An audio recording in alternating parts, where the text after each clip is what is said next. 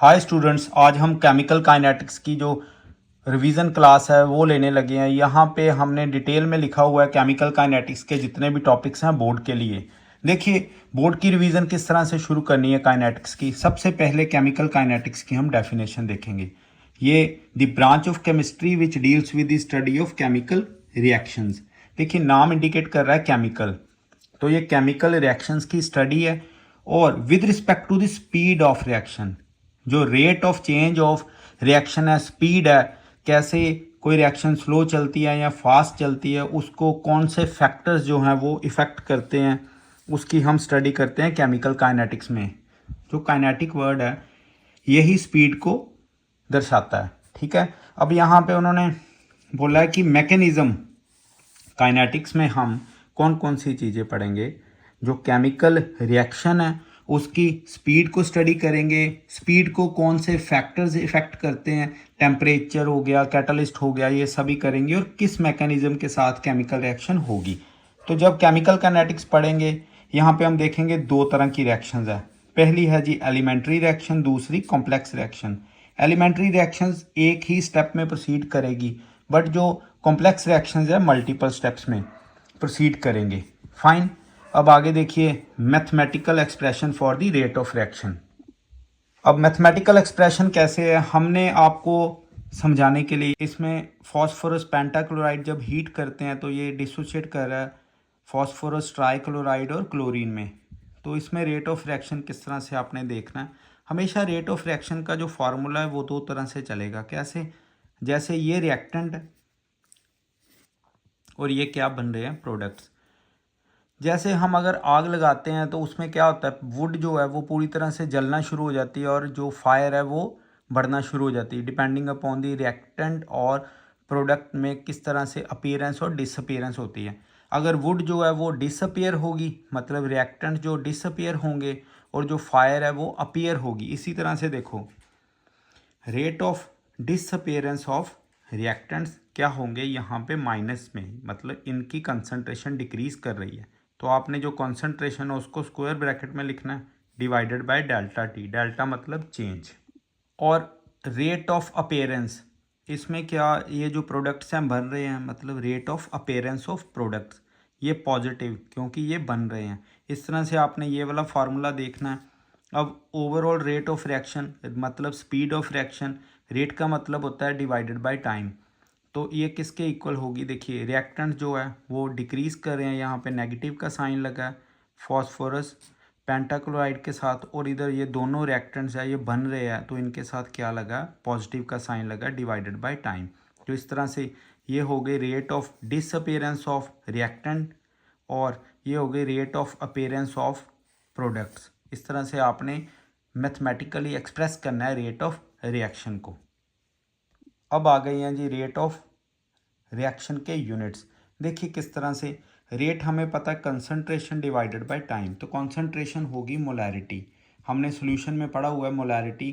Molarity है क्या, molarity is the number of moles of solute divided by volume of the solution. तो यहाँ पे मोलैरिटी हमने क्या लिख दी है, moles per volume, right, into time. ये इस फार्मूला से हमने ड्राइव किया है। और अब देखिए ये मोल्स हैं और ये वॉल्यूम, वॉल्यूम लेंगे लीटर में, टाइम लेंगे सेकंड्स में। तो ये क्या बन जाएगा, मोल पर लीटर पर सेकंड। तो ये हमेशा ही यूनिट एज इट इज़ रहेंगे। ये बाद में जैसे हम आप ऑर्डर देखेंगे तो ऑर्डर में यूनिट्स वेरी करेंगे, बट रेट के जो यूनिट होंगे रेट ऑफ रिएक्शन के वो हमेशा ऐसे ही रहेंगे। हाँ, अगर गैसियस स्टेट में रिएक्ट तो ये बन जाएगा एटमॉस्फेयर पर सेकंड। बस यही आपने फोकस करना है कि गैसियस स्टेट अगर है तो ये वाले यूनिट्स होंगे, नहीं तो हमेशा ये वाले यूनिट्स ही रहेंगे। अब देखिए हम इधर एक एग्जांपल के साथ आपको समझाएंगे। देखिए पिछली रिएक्शन जो हमने की है वहाँ पे कोई स्टोइकियोमेट्रिक कोफिशिएंट नहीं है। यहाँ पे देखो कोई बैलेंस्ड इक्वेशन नहीं है, एज इट इज़ ही रही। यहाँ पे जो बैलेंस इक्वेशन रहती है, जो कोफिशिएंट्स लगते हैं उन्हें बोलते हैं स्टोइकियोमेट्रिक कोफिशिएंट्स। तो इधर देखिए हमने क्या किया, इधर कोफिशिएंट्स लगा के समझाया है आपको। इधर 2, 4 और यहाँ पे 1। तो कैसे होगा स्टूडेंट्स, ये रिएक्टेंट है तो रेट ऑफ रिएक्शन किसके इक्वल होगा, 1/2। नेगेटिव में लेंगे स्टोइकियोमेट्रिक कोफिशिएंट, यहाँ पे हमने क्या कर दिया, डिनोमिनेटर पे लिया, और डेल्टा ये रिएक्टेंट की डिसअपीयरेंस है पर यूनिट टाइम, और ये अपीयरेंस ऑफ प्रोडक्ट्स हैं। और देखिए यहाँ पे स्टोइकोमेट्रिक कोफिशिएंट हमने 1/4 लिखा है यहाँ पे, चाहे आप 1/1 लिखोगे रहता तो 1 ही है, तो अगर आप अंडरस्टैंड करने के लिए ले सकते हो तो कोई बात नहीं। अब करेंगे rate law. Rate law mostly exams में देखा गया, तो है क्या, what is rate law? Rate of reaction, ठीक है, ये रेट ऑफ रिएक्शन है अगर वो क्या हो जाए in terms of concentration of reactants. अगर रेट ऑफ रिएक्शन को यानी स्पीड ऑफ रिएक्शन को हम कंसंट्रेशन ऑफ रिएक्टेंट्स के विद रिस्पेक्ट टू रिप्रेजेंट करें तो क्या हो जाएगा, ये हो जाएगा रेट लॉ और रेट एक्सप्रेशन या रेट इक्वेशन। इंटरेस्टिंग है, यहाँ से चैप्टर का जो इंपॉर्टेंट पोर्शन है वो शुरू होगा। सपोज करिए यहाँ पे हमने ए लिया, इसके स्टोइकोमेट्रिक कोफिशिएंट ये बी, स्मॉल बी, और ये बन रहे प्रोडक्ट, ये क्या है जी, दीज आर रिएक्टेंट्स। ओके, तो रेट किसके डायरेक्टली प्रोपोर्शनल है, यहाँ पे लिखा है हमने in terms of concentration of reactant होगा, तो रिएक्टेंट्स के मल्टीपल के जो होगा ये, या रिएक्टेंट के प्रोडक्ट के प्रोपोर्शनल होगा रेट। जब हम प्रोपोर्शनल का साइन हटाएंगे तो ये प्रोपोर्शनैलिटी कांस्टेंट लग जाएगा के। तो इस तरह से हमने ये लिखा। देखिएगा, याद रखना ए और बी इधर या तो और या नहीं भी स्टोइकोमेट्रिक कोफिशिएंट हो सकते हैं, और ये एक्सपेरिमेंटल वैल्यूज़ के विद रिस्पेक्ट टू चलेंगे। देखिए के इज़ दी रेट कांस्टेंट या वेलोसिटी कांस्टेंट होगा इधर। अब देखिए, अगर तो सभी कंसंट्रेशन जो इक्वल होंगी, मतलब रिएक्टेंट्स की जो कंसंट्रेशन है वो सेम होंगी, तो इसको 1 मोल पर लीटर लेंगे तो rate of reaction rate constant के इक्वल आ जाएगा। ओके, मतलब ये अगर यूनिटी होगी, कंसंट्रेशन एक होगी, तो यहाँ पे इंपॉर्टेंट आपने जो पॉइंट देखना है कि experimentally the rate of reaction is found to depends upon alpha. अगर तो अल्फा हमने एक्सपेरिमेंटली लिया ए की जगह और बीटा हम बी की जगह लेंगे जो स्मॉल बी है, तो ये एक्सपेरिमेंटल वैल्यूज़ है। याद रखना, एक्सपेरिमेंटल वैल्यू ही यहाँ पे काम आएगी। अल्फा और बीटा एक्सपेरिमेंटल वैल्यूज़ है, तो हम इधर नई इक्वेशन लिख रहे हैं। Rate of reaction is equal to K rate constant, it is a product of concentrations of reactants each raised to power their stoichiometric coefficient। ये जो stoichiometric coefficients है इनकी हमने पावर इनको बना दिया, और ये एक्सपेरिमेंटली हाँ होगी हमेशा कैलकुलेटेड, ये आपने दिमाग में रखना। अब रेट कांस्टेंट की भी एक बार डेफिनेशन देख लें हम।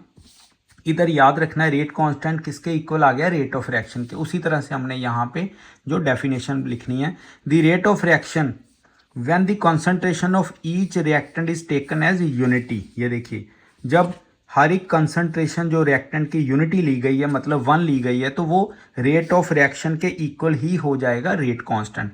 That's why the rate constant is called specific rate constant या स्पेसिफिक रिएक्शन रेट। क्यों बताता है, क्योंकि स्पेसिफिकली यहाँ पे देखिए 1 के इक्वल आया, तो ये स्पेसिफिक वैल्यू बताएगा। अब आगे है जी, हम करेंगे ऑर्डर ऑफ रिएक्शन। ये भी बड़ा इंपॉर्टेंट है, क्योंकि रेट ऑफ रिएक्शन और ऑर्डर ऑफ रिएक्शन इनमें भी क्वेश्चंस कई बार बन जाते हैं।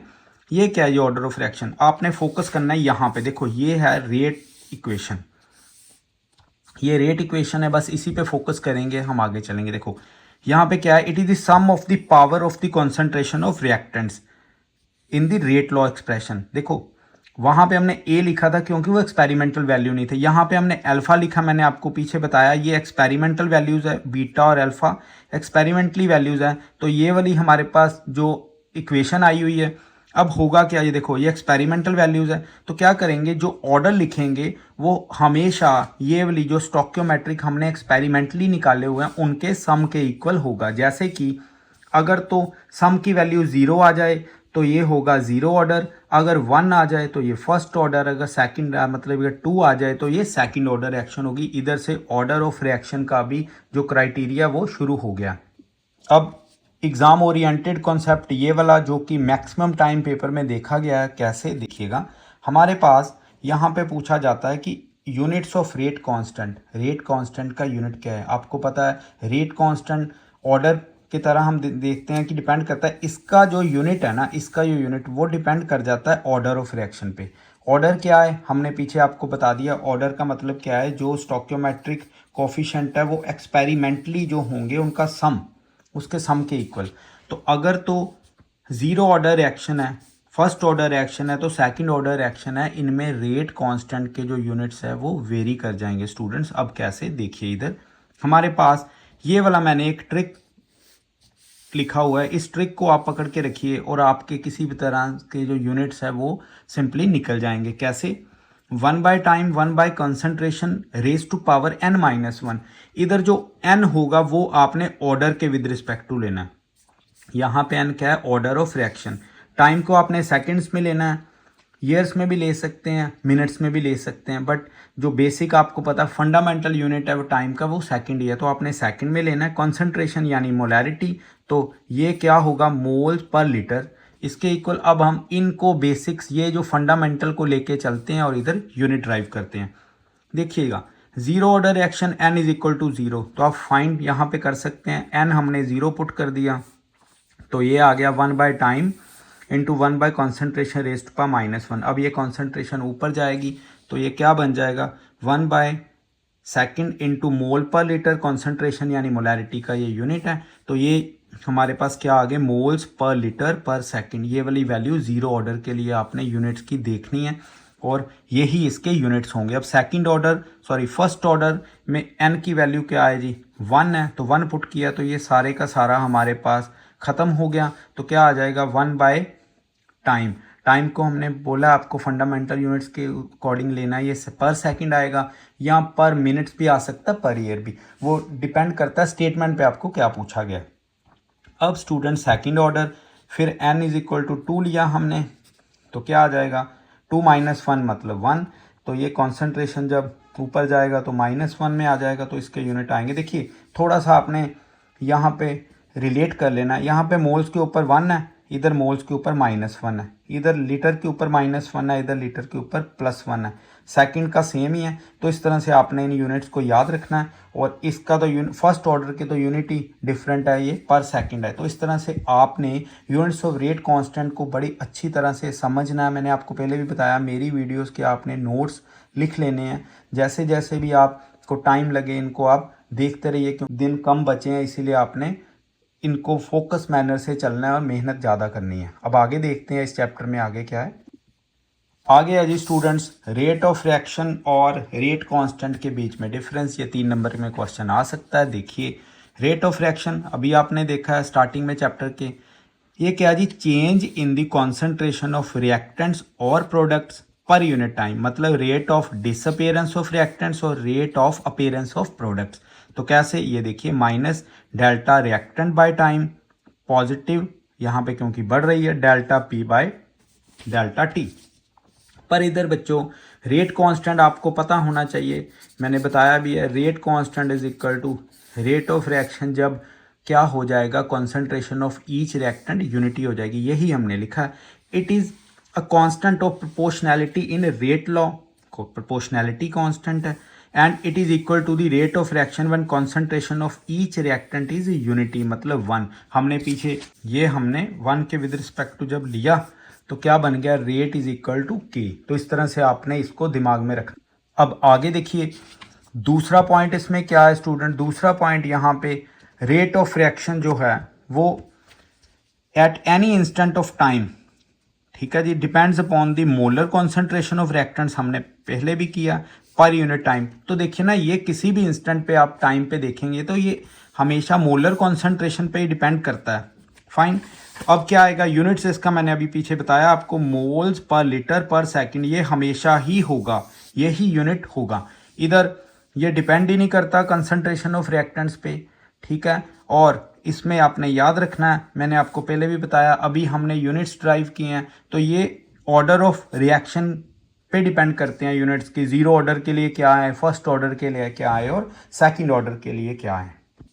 अब नेक्स्ट टॉपिक है स्टूडेंट्स, मॉलिक्यूलैरिटी ऑफ रिएक्शंस। मॉलिक्यूलैरिटी बहुत ही सिंपल है और जैसे जैसे आप रिएक्शन को देखेंगे उसी को आप देख के पता कर सकते हैं मॉलिक्यूलैरिटी क्या है। जैसे मैं आपको बता दूं, द नंबर्स ऑफ एटम्स और आयंस और molecules that must collide with each other, जो आपस में कोलिजन करते हैं, टकराते हैं, ईच अदर साइमल्टेनियसली, एक दम से जब वो एक दूसरे से क्या करेंगे? टकराएंगे, so as to result into a chemical reaction. जब कभी भी कोई केमिकल रिएक्शन होगी उसमें जो मॉलिक्यूल्स है, आयंस या एटम्स है, वो आपस में क्या करेंगे, टकराएंगे। और जरूरी नहीं है कि सभी के सभी जो कोलिजन्स हैं वो इफेक्टिव हों। इफेक्टिव कोलिजन का मतलब ये होता है कि कोलिजन सपोज करिए 1000 कोलिजन हो रहे हैं, अगर उनमें से सिर्फ 15 या चलो 50 जो है वो प्रोडक्ट बना रहे हैं, तो ये होते हैं इफेक्टिव कोलिजन, बाकी कोलिजन इफेक्टिव नहीं होते। तो इसमें क्या है, जितने मॉलिक्यूल्स रिएक्टेंट्स के आपस में टकराएंगे वो क्या बनाएं, प्रोडक्ट। जो प्रोडक्ट्स बनाएंगे और जितने रिएक्टेंट मॉलिक्यूल्स आपस में टकराए हैं वो क्या होगी, मॉलिक्यूलैरिटी। जैसे कि हम समझते हैं, यहाँ पे देखिए इसकी टाइप्स हैं। यूनिमॉलिक्यूलर, यूनि मतलब होता है वन।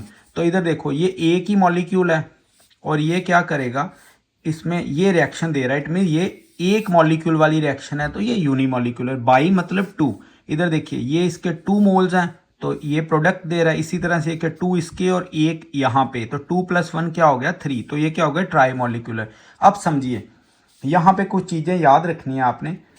जो मॉलिक्यूलैरिटी वो होगी सिर्फ एलिमेंट्री रिएक्शन के लिए, ये वर्ड याद रखना है। एलिमेंट्री मतलब सिंगल स्टेप। यहाँ पे स्टेप तो एक ही है, देखो मोल्स बढ़ जाएंगे बट स्टेप जो होगा वो एक ही रहेगा। हाँ, अगर इधर याद रखिए, अगर 4 यहाँ पे मोल्स हो जाएंगे या 4 मॉलिक्यूल्स आपस में टकराएंगे तो वो एलिमेंट्री रिएक्शन नहीं रहेगी, वो मल्टीपल स्टेप्स में आ जाएगी, तो वो बन जाएगी कॉम्प्लेक्स रिएक्शन। तो आपने ये पॉइंट्स याद रखने हैं। इट इज़ एप्लीकेबल फॉर, ये दे रखिए एलिमेंट्री रिएक्शन लिखा हुआ है यहाँ पे। It can not be zero. Zero कैसे हो सकती है, अगर कोई भी चीज़ आपस में टकराएगी तो उसके नंबर्स तो होने चाहिए, और non integer it can not be zero और नॉन इंटीजर। इसी तरह से in case of complex reaction, complex reaction में ये हम नहीं काउंट कर सकते। देखिए मैंने लिखा हो, if slowest step, slowest step होता है रेट डिटर्मिंग स्टेप। रेट डिटर्मिंग स्टेप मतलब रेट यानी स्पीड को ये कैलकुलेट करता है।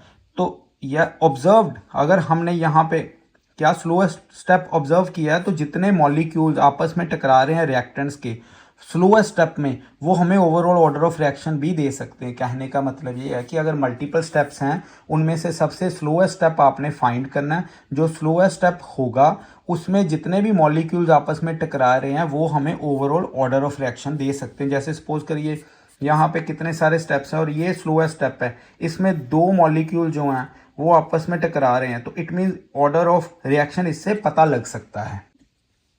देखिए हम अब करेंगे सूडो फर्स्ट ऑर्डर रिएक्शन। इस सूडो मतलब false, the reaction which is not actually of first order, ये फर्स्ट ऑर्डर की नहीं है but behaves like first order, क्योंकि ऑल्टर्ड कंडीशंस होंगी। ऑल्टर्ड कंडीशंस कैसे, देखिएगा यहाँ पे ये एक्चुअल में फर्स्ट ऑर्डर नहीं है बट ऑल्टर्ड कंडीशंस के कारण ये लगेगी जरूर कि ये फर्स्ट ऑर्डर है, क्योंकि सूडो है ना यहाँ पे लगा हुआ।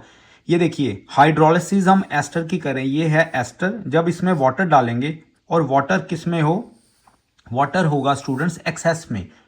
तो कोई भी चीज़ जब कभी भी रिएक्शन में एक्सेस में होंगी, इसे हम निगलेक्ट कर देते हैं, इसे हम कांस्टेंट मान लेते हैं कि नो इसका कोई रोल नहीं है।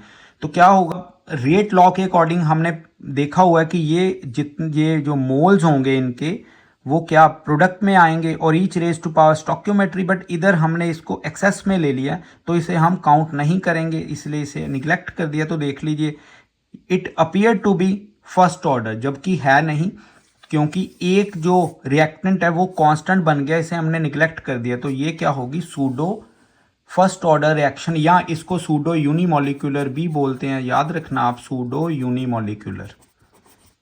बात तो सेम ही है, डेफिनेशन भी सेम है, सब कुछ, बस इसका नाम दूसरा रख दिया, सूडो फर्स्ट ऑर्डर या सूडो यूनिमॉलिक्यूलर रिएक्शन। अब आगे देखते हैं क्या है जी। आगे तो बहुत ही इंपॉर्टेंट पार्ट है। देखिए half life period. Half life period का मतलब है अगर हमने रिएक्टेंट्स 100 लिए तो एक इंस्टेंट पे जाके वो 50% बच गए या 50% खर्च हो गए, बात तो सेम ही है। तो जो टाइम आएगा वो होगा half life period. Half life period, ठीक है जी। ये देखिए रिएक्टेंट्स हैं और ये प्रोडक्ट। अब इनकी डेरिवेशन करनी बड़ी ज़रूरी है। इनिशियल स्टेज में रिएक्टेंट्स लिए हमने ए, प्रोडक्ट अभी कोई बना नहीं हुआ तो ये 0 इसीलिए लिखा हुआ है। बट जैसे जैसे रिएक्शन प्रोसीड करती गई तो ए में से एक्स हमने निकाला, मतलब अब रिएक्शन हो रही है तो जो इनिशियल कंडीशन है, जो इनिशियल कॉन्सेंट्रेशन, उसमें से कुछ पार्ट निकल गया, वो बन गया प्रोडक्ट। अब देखिए बट एट टाइम टी, हमें पता है यहाँ पे टाइम टी है, जब हाफ लाइफ होगा तो क्या लेंगे, यहाँ पे टी हाफ लेंगे। फाइन। अब देखिए x कितना होगा, देखिए ना x जितना निकला है वो कितना, a/2 इनिशियल कंडीशन का कितना हो जाएगा, 1/2 हो जाएगा। Then according to rate equation, ये हमें पता है रेट इक्वेशन है, time is equal to 2.303 upon rate constant log, ये होगी हमारे पास इनिशियल और ये किसी इंस्टेंट पे आके। अब देखिए x कितना स्टूडेंट्स, a/2 यहाँ पे ले लिया और बाकी सब कुछ एज इट इज़ रहा। अब डेरिवेशन करेंगे, ये क्या आ जाएगा, ये a कैंसिल हो जाएंगे, log 2 की वैल्यू 0.30 और जब हमने इनको मल्टीप्लाई किया तो ये आ गया हमारे पास हाफ लाइफ पीरियड का फार्मूला। हाफ लाइफ पीरियड का फार्मूला बड़ा इंपॉर्टेंट है न्यूमेरिकल्स के लिए। हम एक आपको न्यूमेरिकल्स अभी दिखाते हैं। अब हम एक न्यूमेरिकल करेंगे। देखिए न्यूमेरिकल में क्या पूछा गया, कहता है if 20% reaction completed in 5 minutes, जो 20% रिएक्शन जो 5 मिनट में कंप्लीट हो गई है तो 60% कितने टाइम में कंप्लीट होगी। ऐसे क्वेश्चन बड़े ट्रिकी रहते हैं और फंसाते भी हैं। मैं आपको यहाँ पे कुछ ट्रिक बताने लगा हूँ। देखिए स्टूडेंट्स, ये ट्रिक फार्मूला, अगर तो आपको स्टेटमेंट में जीरो ऑर्डर लिखा हुआ है, जैसे यहाँ पे देखो ये न्यूमेरिकल में लिखा हुआ है फॉर जीरो ऑर्डर रिएक्शन, तो आपने ये लगा देना फार्मूला। कैसे, ये ट्रिक फार्मूला है Tx% Ty% x/y। मैं अभी इंप्लीमेंट करता हूँ, पहले इसको इंप्लीमेंट कर लें फिर आएंगे फर्स्ट और सेकंड ऑर्डर पे। देखो स्टूडेंट्स, इन्होंने पूछा 20%, ये देखिए Tx% by Ty% is equal to xy, तो ये 20% है और 60%, हमें 60% के लिए पूछा गया, तो 20% ये 20 आ गया ओवर 60। अब 20% कितने मिनट्स में, कितने टाइम में ख़त्म, मतलब कंप्लीट हुई है, ये हुई है जी 5 मिनट में। ये हमें पूछा गया, ये देखो ये हमने यहाँ पे T 60% लिया है और अब इसको कट करेंगे 1/3, तो T 60% कितना आ जाएगा, 5 × 3 15 मिनट्स। तो इस तरह से आपने ये वाला क्वेश्चन सॉल्व करना है। ये सुपर ट्रिक मैंने आपको बता दिया इधर, अब कोई भी क्वेश्चन नहीं फंसेगा। देखिए फर्स्ट ऑर्डर में क्या आएगा, सेम उसी तरह से आपको पूछा जाएगा, ये वाला आपने फार्मूला लगा देना फर्स्ट ऑर्डर के लिए और ये वाला फार्मूला आपने लगा देना बच्चों सेकंड ऑर्डर के लिए। तो जनरल केसेस में या तो फर्स्ट ऑर्डर आएगा या जीरो ऑर्डर, तो इस तरह से आपने ये वाले फार्मूलाज लगाने। एक मैंने फार्मूला जो है आपको इंप्लीमेंट करके दिखा दिया। अब करेंगे हम ग्राफ्स ऑफ जीरो ऑर्डर। बहुत बार ग्राफ्स ही पूछते हैं और पूछते भी जीरो ऑर्डर का ही है। अब ये लीजिए ग्राफ, देखिए जीरो ऑर्डर रिएक्शन के लिए ग्राफ है rate of reaction versus concentration of reactants. ये आपने दिमाग में रखना, ये एक स्ट्रेट लाइन होगा क्योंकि rate of reaction is equal to k और ये हमारे पास इनिशियल कंसंट्रेशन होगी रिएक्टेंट्स की। दूसरा ग्राफ है rate of reaction versus time, ये भी स्ट्रेट लाइन होगा और ये half life period versus initial concentration. याद रखना ये जीरो ऑर्डर के सभी ग्राफ्स हैं। तो टी हाफ का फार्मूला ये हमारे पास, तो इस तरह से ये वाला आ गया हमारे पास इंक्रीजिंग स्लोप में।